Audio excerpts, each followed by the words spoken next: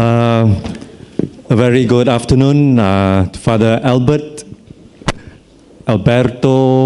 I think Father Sebastian has gone. Father Clarence, all our PPC, PFC. I heard there are 36 different groups somewhere around the hall being represented. So very good evening to all of you. I think you have shared almost everything, and you have reflected, you have prayed, you have come up with action to do.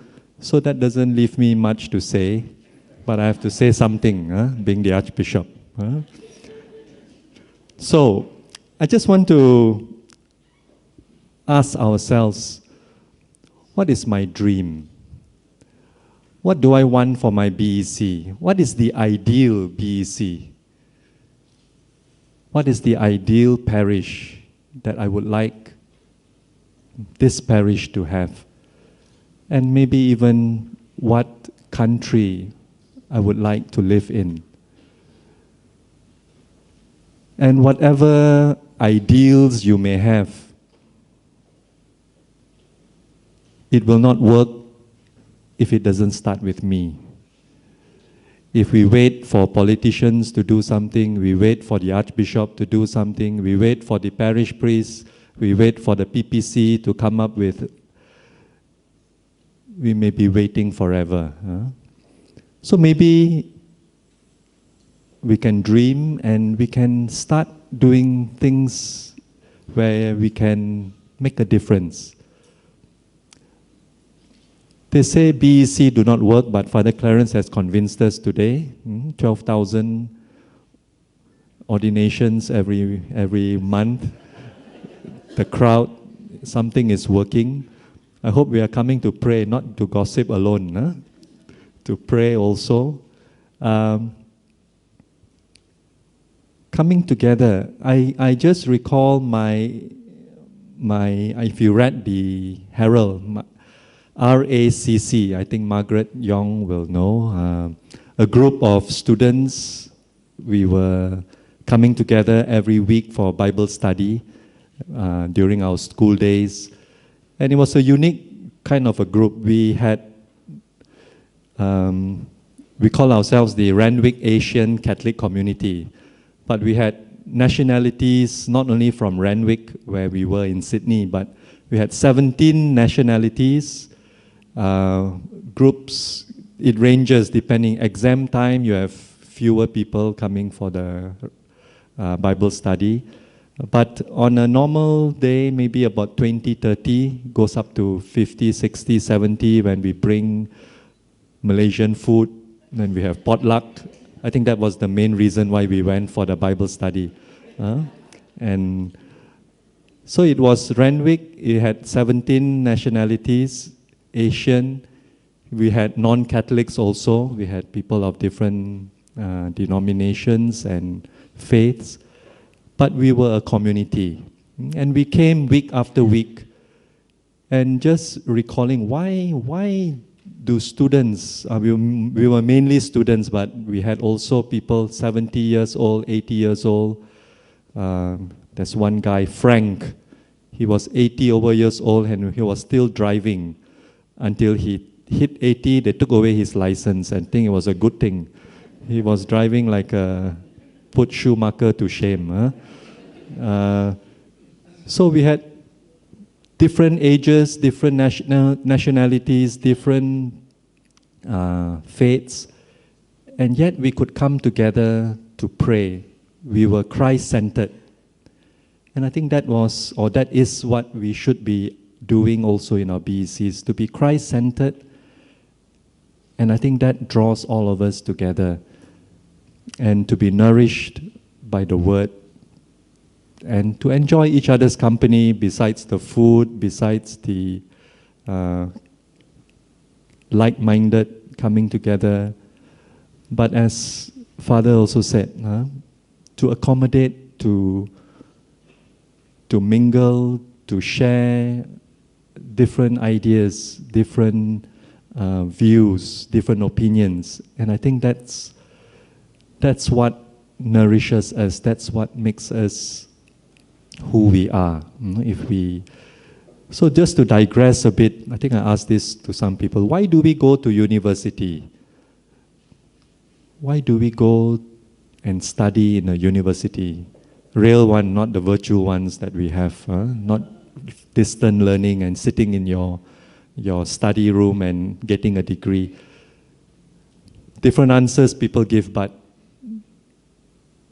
to socialize was the answer that someone gave.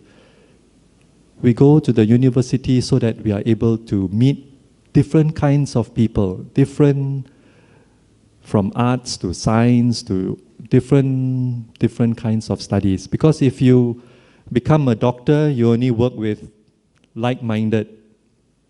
If you become an engineer, you work mainly with engineers. If you become a teacher, you work with the same profession. But in the university, we mix with all kinds of people so that we gain their wisdom. So in our BECs also, I think there's so much to gain if you are looking at what is your return on investment. There's so much to gain, there's so much to share. And we must be the change that we want to see. I'm plagiarizing Mahatma Gandhi. We must be the change we want to see around us. So my dear friends, we know our environment, our country is going through trying moments. I think with the Jesuits here, you know about the Allah case. But I always see every struggle as an opportunity. What has this done for us as a community? I think it has brought Christians together. I just attended the Bible Society of Malaysia's 30th anniversary. I don't know whether any of you were there a few days ago. Christians, Catholics, all different groups able to sit down, able to work together, able to be united even more now compared to years ago. People of other faiths, the Sikhs especially, they also have their word, the A word in their scriptures. And they are saying, all you Catholics, we will support you from the back. You guys be the... especially the priests. You don't have wives to worry about and children and all. We will support you. So the Catholic Church is in a position to do that. That's why we don't get married. So we can say, we can sacrifice, we can be locked up without... Yeah, nobody misses you if you're in the... except the Archbishop maybe. So the different faiths are brought together also. So something good has come out of this whole saga. So can I see opportunities? Can I see reasons to continue? And I'm sure you can. I'm sure there are so many good things that are coming out from our BECs. And what can we do? We build bridges. And this every trial, every obstacle that we face in our BEC, in our country, I think we need to find creative ways of overcoming it. And I think we can, if we put on our thinking caps. And as I said, we have brought people together. We have now being more vocal on the rights. And I think it is not so much just one word, the A word that we are fighting for now. It is the rights of the minorities. It is standing up for those who are voiceless. It is to hold our ground so that more and more is not taken away. the Constitution is also being reinterpreted if we realize what's happening around us. So we need to stand up for our rights, for the rights of our future generation. We know the analogy of the frog in the boiling water, no? Yes, no? For the benefit of those who don't eat frogs, I have to tell you that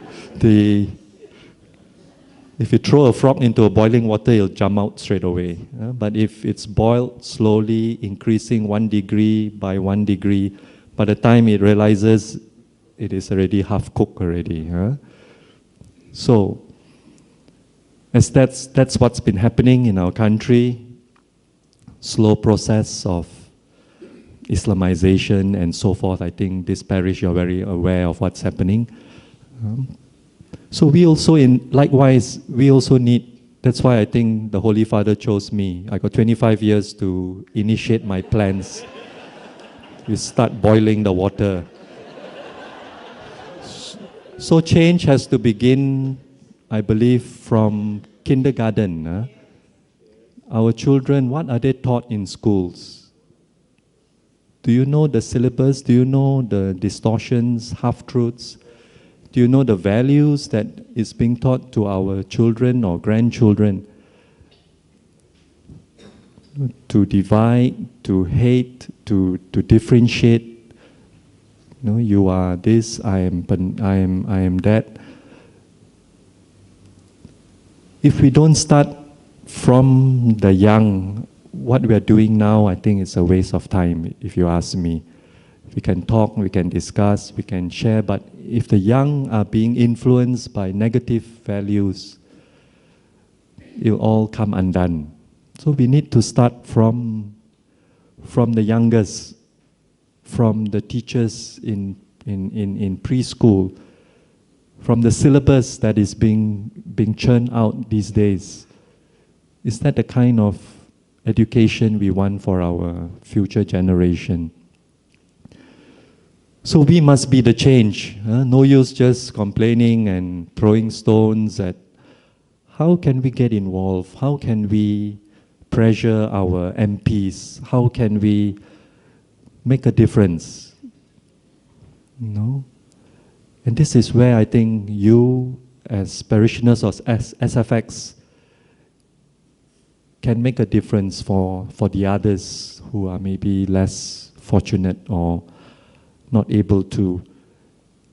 If I'm a teacher, can I teach the values of the gospel or the values that we would like our generation to have? And in all other professions, many of you I know are giving, sacrificing, helping out in so many different commissions with your. If you're a lawyer or a doctor, you are doing so many things pro bono. And the church appreciates what you all are doing, what you all are contributing. And let us pray, let us continue to hope. Sometimes it looks hopeless. Sometimes we just want to give up. Not only the BECs, but what's happening in our country, etc. But I believe miracles can happen and do happen.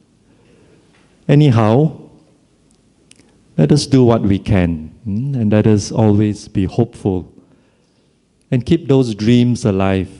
Keep those dreams you wish for your family, you wish for your BEC, your parish, the ideals. I think this is important, to keep faith, to keep our ideals alive, especially in the young.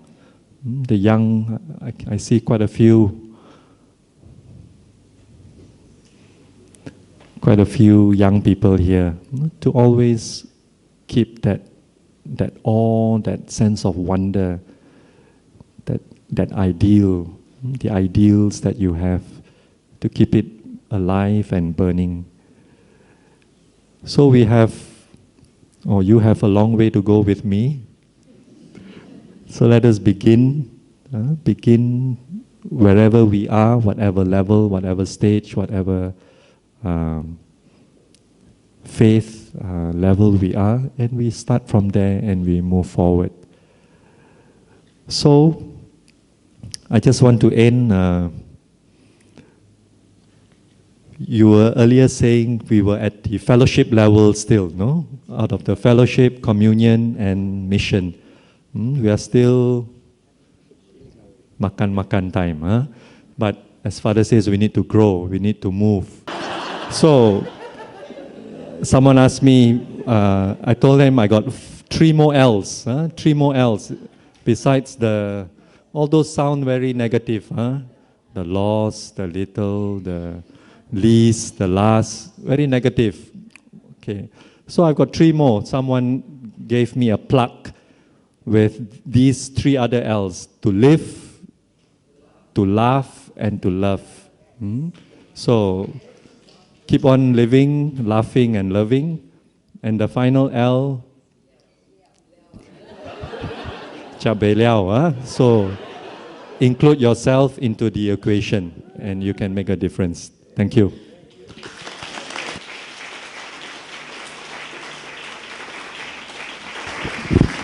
Thank you very much.